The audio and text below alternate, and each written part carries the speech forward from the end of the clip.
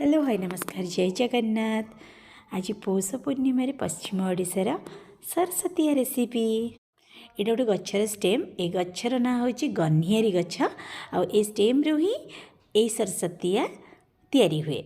Fast stem रू चुप्पा छड़ेदेवा पूरा भल से तापर ताकू फाड़ फाड़ करके काटी छोट छोट पीस करके पानी रे 5-6 घंटा बतुरई देवा।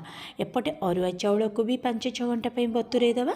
5-6 घंटा पर ताठू से लालटा बाहरी जाए तापर चाउल को पेस्ट करदेवा।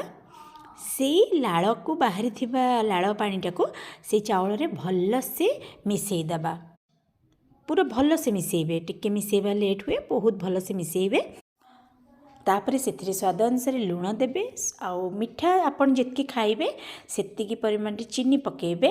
आ पूरा भल से गोळै सरला परे तेल पूरा भल पूरा गरम होला परे हाथ साहाय्य रे ताकू पकेबे। मु जेमती स्टाइल पकोचे सेमती स्टाइल पकेबे।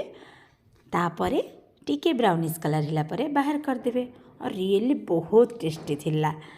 एक्चुअली मुझे फास्ट टाइम करी और फास्ट टाइम ही बहुत टेस्टी थिला, बहुत भल भी होता। आपण निश्चय ट्राए करंतु। पूरा क्रिस्पी थिला। रही जय जगन्नाथ। रियली सरस्वती बहुत टेस्टी लगिला। Bye bye.